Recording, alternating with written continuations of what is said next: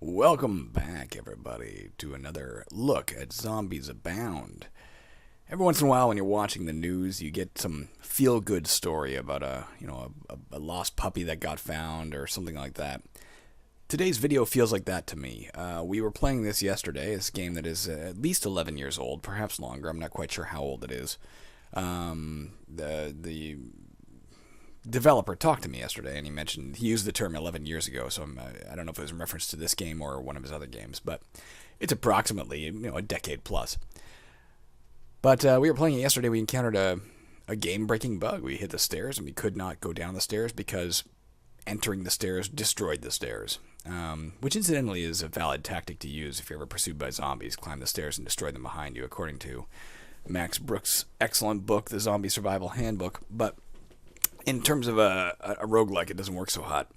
But I contacted Nicholas Ross, Numeron, the developer, yesterday, and he actually got back to me, saying he was able to fire up the game for the first time since he made it, and confirm the bug, and he actually fixed it. And also, an extra little bonus, in the process of fixing it, he brought the code from 1017 bytes to 1024. So still a 1 kilobyte roguelike, even with the fix, exactly to the byte. Which I think is really, really cool. So we're going to give it another try today and check it out. Two other things I might as well just get out of the way while I'm thinking of them. I also brought up the fact that we had played his other game, Energon Absorber, and I now see it on his website as Zombie Run, and asked about the discrepancy there. He said that he vaguely remembered that in the earliest stages of the game it was going to be called Energon Absorber. It didn't have the zombie in it yet, and you were trying to pick up little letter E's, he thinks. So it was the same game. That was his title. The title changed at some point. I'll have other things to say that he had to say afterwards. But for now, let's survive this. Let's start by attacking. Let's start by clicking into the appropriate window where I can actually control things. Let me get this mouse off the screen. It seems to me we're going to see how well we can do here. It seems to me the obvious valid tactic is to kill what we can, rather than let them kill us. I don't know how long that tactic will hold. I don't know if the zombies get tougher or just more numerous or not at all. Maybe we could theoretically go indefinitely in this way, and that's a fundamental flaw in the game. The main thing I want to see is, do the stairs work now? Was Numeron true to his word? And I find that, I mentioned the other day, it's fun to find an old game that has been kind of lost to time, and I don't know, this one wasn't technically lost. It's actually up on his contemporary website. You don't have to use the Wayback Machine to find it, as I initially did. As a matter of fact, I'm going to have to provide a link to, in case I provided a link to the Wayback Machine, don't use that link. Use the current link to his website, because the fix won't be in, obviously, on the Wayback Machine. He didn't travel back in time and fix the error, of course. All right, let's head down the stairs, hopefully. But yeah, it makes me, I'm pretty, haha, look at that, level 2. I'm pretty thrilled that we were able to, effect a change to the game and actually get it functioning better than it was. Like, we are not just, exploring history here, but not quite modifying history, but improving the status quo. And I think that's really cool. That has been in the public domain for more than a decade. Slightly broken, not slightly broken, completely broken. And ask and you shall receive, because he fixed it.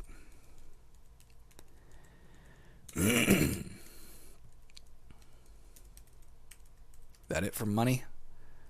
I'm going to get the highest score. Literally, I'm going to get the highest score in the last decade, because nobody else has been able to go downstairs.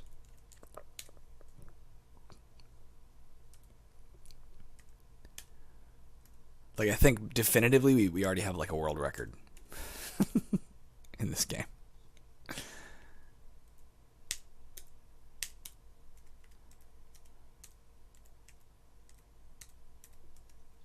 There are more zombies, I believe. Maybe there is a an end game state. I was wondering if I can kill them this easily, am I going to go forever? But as long as you keep accumulating zombies, eventually it's a war of attrition, right? Your damage you accrue from the zombies will surpass the damage you can recoup from picking up health packs.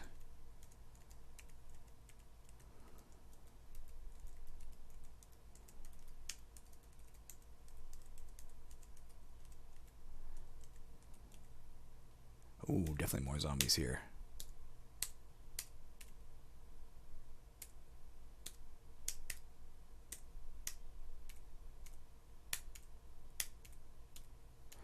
Well, we took some damage. But we're still kicking. We're alive and kicking.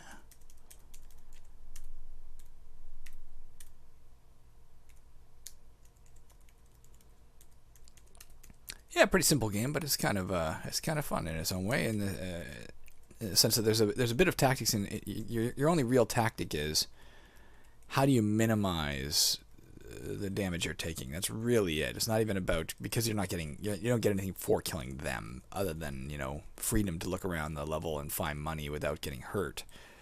The only real tactic is how do you salvage your own hit points. But that is a tactic in itself. So fuck, like I can stand here. I can only be attacked. No, I don't know. If they can attack from diagonals, that's a bad idea. There we go. I was standing on a wall. That's interesting. Apparently you can spawn on walls. So how do you make sure you're facing them one at a time, as an example? Like that. That's how you do it.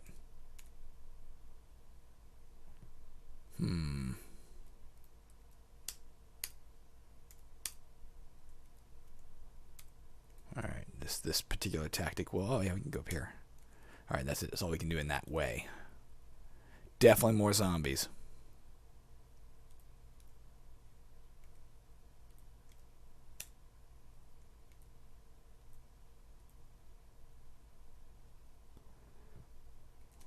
Oh shit, that's not good. I did that wrong. It's the first damage I've taken on this level, I think.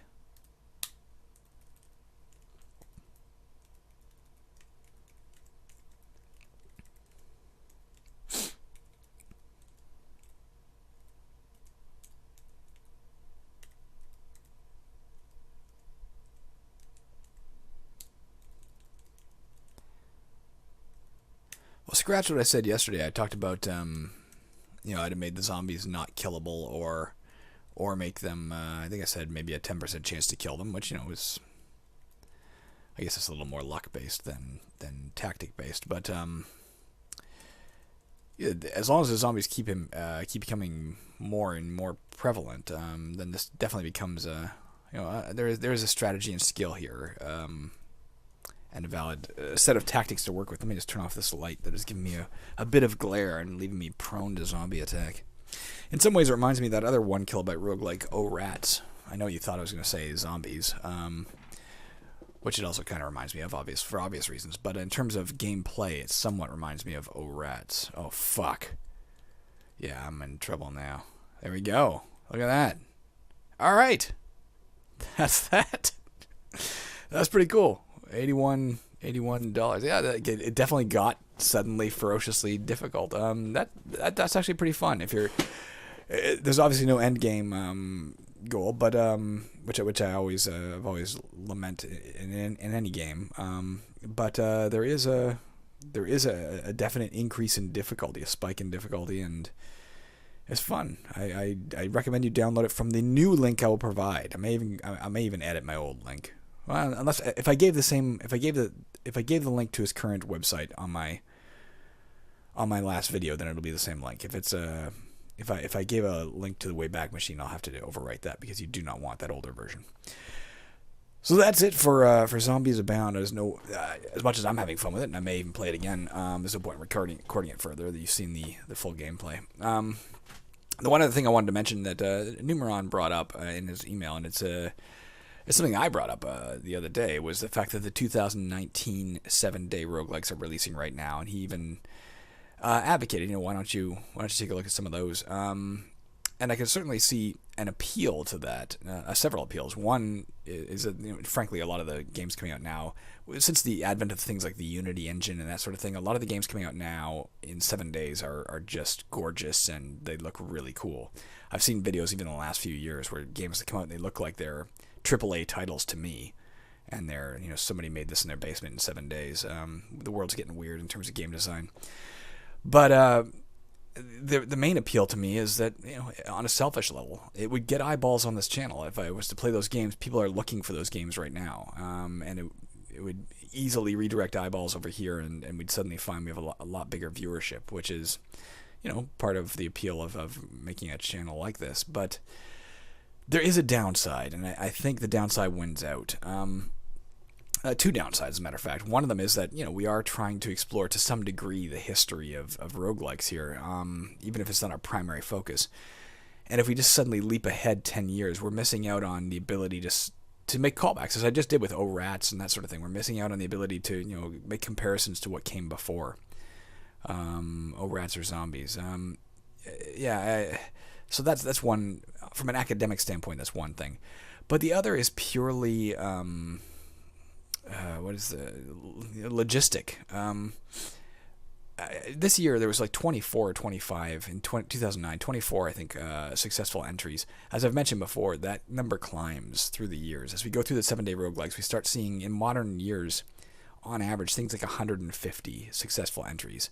Now, just purely from a mathematical standpoint, if we were to dive in and it was 150, let's say, 150 successful entries, and we did one a day, without ever missing a single day, and without ever having a sick day, and without ever deviating away from the 7-day roguelike challenge for any purpose, and without ever having a game where we had to add in 2, 3, 4 videos for a game, but always just one video per game, it's still going to be a 5-month endeavor daily to get through that.